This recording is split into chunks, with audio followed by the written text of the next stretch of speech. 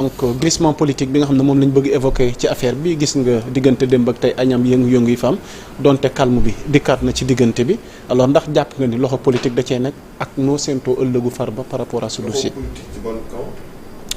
Gis nañ jegeñaale Farba.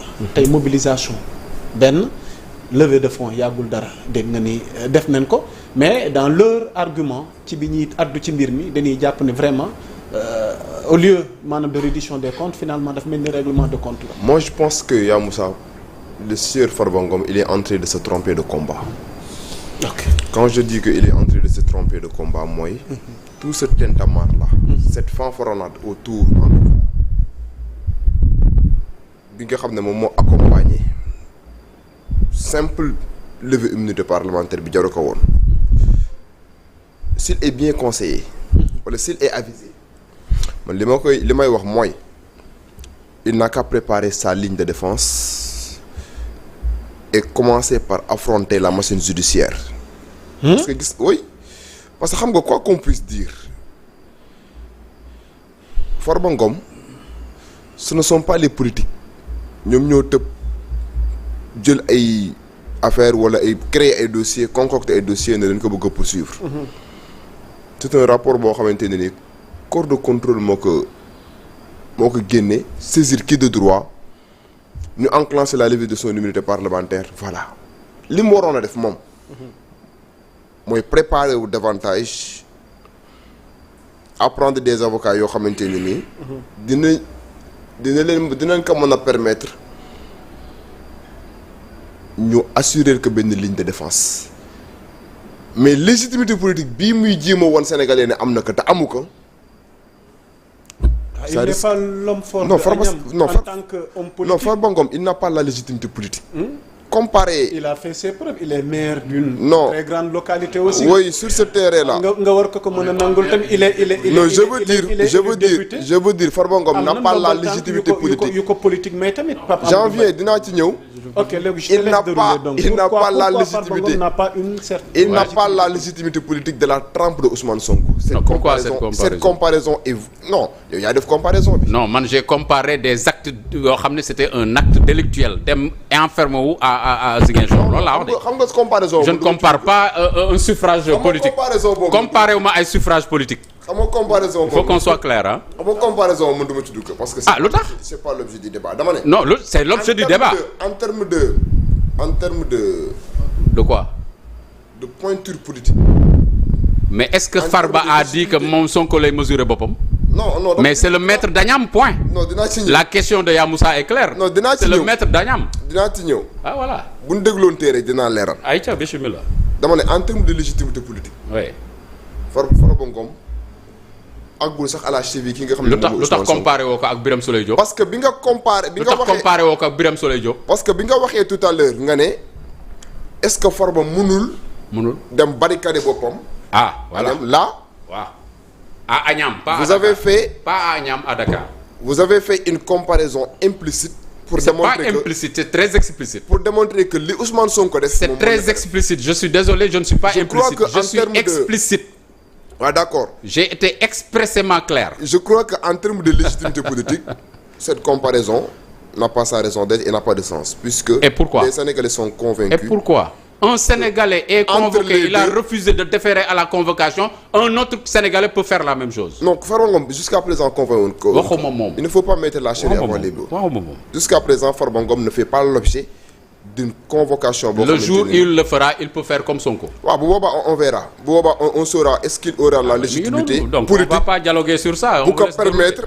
Non, moi je suis un juriste. Je veux être factuel. Moi je suis un journaliste, je suis factuel. Un juriste n'est pas plus factuel qu'un journaliste. Non, mais il ne faut pas faire cette comparaison. Non, et expert en com. On ne peut pas être juriste plus factuel qu'un journaliste. Non, faut may waxee comparer au juriste ak journaliste. Waaw kon na leer. dama ne. Chacun garde son métier. Mon cher, on n'a pas besoin de crier pour se faire comprendre. Non. Garde ton ton. Ok. Bi ngay wax sànq j'ai. Garde ton ton, laisse-moi mon ton. Ah, d'accord. Mais tu as surfé sur mes arguments. Dama ne. Donc si tu n'as pas d'argument, c'est ton problème. Mais laisse mes arguments. Non, je crois dégage tes arguments. Non, je crois que yow yaa amul argument. Yow mi entreprendre une comparaison boo xamante une comparaison, ce sont des arguments. Qui n'avait pas sa raison d'être. Une comparaison, ce sont des arguments. Maintenant, pour continuer. C'est un argument. Voilà, on va essayer d'avancer. Yaa Moussa, par rapport à ce dossier-là, quand même. je crois que Farba Ngom, il sait pertinemment qu'il n'a aucune légitimité politique bu ko war a mën a permettre tey jii nii muy xalaat un seul instant que war na def comme li Ousmane Sonko defoon dem barricade wu je sais pas à Agnam. Je crois que comme Ousmane Sonko defeewu ko Dakar fiefam la ko defee. Amadou on va essayer d'avancer. Ousmane Sonko defeewu ko Dakar fiefam la ko defee. léegi dama lay ñaan comme moo amee temps de parole am. fiefam la ko defee boo amee sa temps de parole après. kon nag boo bëggee indi ay leeral léegi ñu bàyyi. Agnam moom benn mètre la am. c'est bon bu ñu rester sur le factuel. voilà Amadou tu as la parole on va essayer d'avancer. En tout cas sur le factuel. Je crois que li mu war a def. mooy mu préparer sa ligne de défense et se préparer davantage à affronter la machine judiciaire yi muy def nii boppam lay nax et on dit que qui pisse contre le vent mue sa chemise li gën mooy à partir du moment où levé nañ sa immunité parlementaire xam nga conséquences yi li ciy tegu mooy sa arrestation wala sa placement sous mandat de dépôt nekk na leen loo xam ne lu imminent la le placement sous mandat de dépôt. Prépare-toi à organiser ta ligne de défense et prépare-toi à affronter la machine judiciaire mais bëgg fi créer par exemple benn say show politique pour essayer de se tirer d'affaire je crois que nekkul leen loo xamante ni c'est la meilleure démarche. Maintenant aspect politique bi nga xamante ne ni yaa ngi koy wax yaa Moussa. Moi je n'ai décelé et je crois que ñi fi jël parole yëpp amul kenn koo xamante ni tey jii nii à travers en tout cas tes propos décelé nga. benn violation de la procédure boo xamante ne ni am na depuis bañ enclenché affaire yi ba léegi la seule réserve bi nga xamante ne ni peut-être le jurisdiction moom la am mooy le fait que moom c'est son point de vue gëm na ne par exemple commission ad hoc bi waroon nañoo am plus d'éléments pour au moins mu permettre leen ñu mën a xam fan la ñuy taxaw pour mën a lever pour bu ñu waree dem lever immunité parlementaire même bu fekkente ne moi je n'ai pas la même appréciation parce que mooy li ma wax samay argument de départ je crois au principe sacro-saint de la séparation des pouvoirs donc loolu moo tax Assemblée nationale jébbalul leen li nga xam ne ni moom mooy rapport moom mooy le fond du dossier donc de ce point de vue moi je pense pas que war nanoo mën a épiloguer en tout cas essayer de dire que il y a le dossier a une connotation politique puisque présentement nii amagun benn élément factuel boo xamante ne nii war nanoo mën a permettre ñu orienter analyse bi dans ce sens là maintenant là son immunité parlementaire est déjà levée.